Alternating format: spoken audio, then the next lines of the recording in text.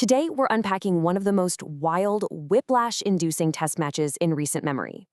If you've been following the Australia versus Bangladesh series, you know we just witnessed a complete and total script flip in the second test. We're going to break down exactly how and why this happened, looking at the data, the pitch conditions, and the tactical masterclasses that defined this unforgettable game. 5. That's it. Just 5 sessions. That is the total amount of time this entire test match lasted. We're talking about less than 2 full days of cricket. To put that into perspective, that's only around 750 deliveries in total. The sources point out that this officially clocks in as the second shortest test match in Australia and the 4th shortest test match in the entire history of the sport. It was an absolute blink-and-you-miss-it affair that left fans completely stunned. So to really wrap our heads around this rapid conclusion, we got to look at the context heading into this. Remember the first test? Bangladesh shocked the world with utter dominance, scoring over 400 runs and playing incredible cricket. Well, following that historic loss, the Australian media and former players went hard on their team. Australia's ego was severely bruised. According to the analyst, they came into the second test acting like a wounded giant. Fueled by that intense media scrutiny, they unleashed a brutal, highly motivated comeback that just completely and utterly overwhelmed the visitors. All right, let's dive right into Section 1, a historic batting collapse. 159. Now, you might be thinking that's a somewhat low but normal single-inning score. Actually, scratch that. That is the total number of runs Bangladesh managed across the entire match. They were bowled out for an unbelievable 64 runs in the first innings and managed only 95 in the second. The result? A crushing defeat by an innings in 51 runs. For a team that had literally just scored over 400 in the previous match, this was a massive shock to the system. It's hard to overstate just how incredibly rapid this collapse was. The devastation really started right at the top of the order. You have Mominul Haq getting a golden duck in the second innings, Lidan Das registering consecutive zeros, Najmul Hossain Shanto and Mushfiqur Rahim managing only modest double digits. This complete failure at the top led to a historic low. Analysts note this is actually the first time since Zimbabwe, way back in 2005 against New Zealand, that an international team has been bowled out for under 100 runs in both innings of a test match. Just wild. Moving on to Section 2, the hostile pitch factor. So, unlike the flutter pitch we saw in Darwin for the first test, this wicket, it was a pure, unadulterated fast-bowling paradise. We are talking about extreme and unpredictable bounce, massive in-air swing, and sharp seam movement right off the deck. The analysts emphasize that for a team coming from the subcontinent, facing conditions with this level of relentless swing and bounce makes survival incredibly tough. It was an environment where batters felt like they had absolutely zero margin for error. Which brings us perfectly to Section 3, Starc's Masterclass in swing. 10 wickets. Mitchell Starc was the absolute mastermind of Australia's dominance, taking a spectacular 10-wicket match haul. He ripped through the lineup with 6 wickets in the first innings and followed it right up with 4 in the second. As the sources point out, he completely commanded the rhythm of this test match, exploiting that hostile pitch to absolute perfection. Just imagine the absolute nightmare these batters faced.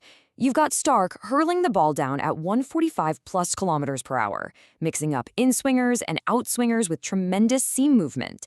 He became entirely unplayable.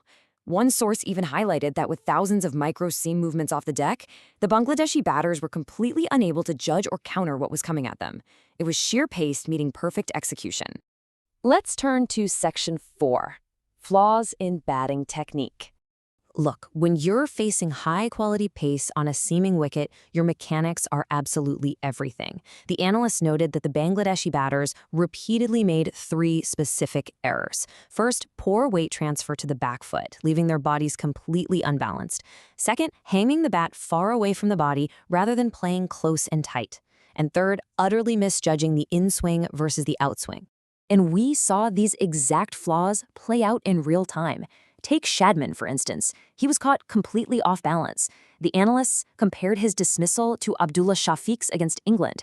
Failing to transfer his weight, he hung his bat away from his body, resulting in a fatal aerial edge. Then you have Mominul, who was expecting an outswinger.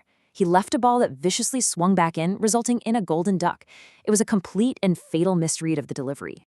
Then you have the newer generation of batters, but they faltered in a completely different way. Tanzid and Shanto showed a distinct lack of red ball patience. They were relying on limited overs aggression, and, that simply doesn't work in these hostile test conditions. Instead of weathering the storm, they played poor shots. Shanto, in particular, fell perfectly into a trap set by Nathan Lyon, stepping out and driving aerially straight to a fielder when patience was desperately needed.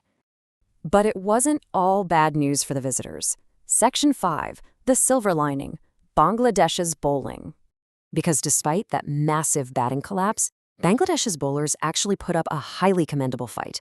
Shoriful Islam delivered a masterful spell, taking 4 wickets for just 48 runs.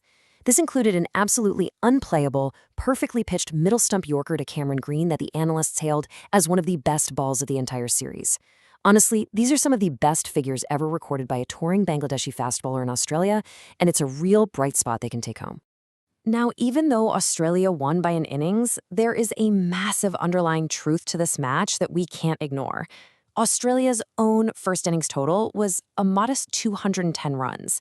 This proves 2 critical things about the series. First, the pitch was universally difficult for everyone.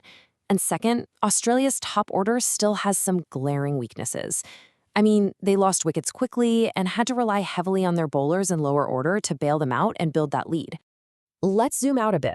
Section 6, WTC Impact and Next Steps.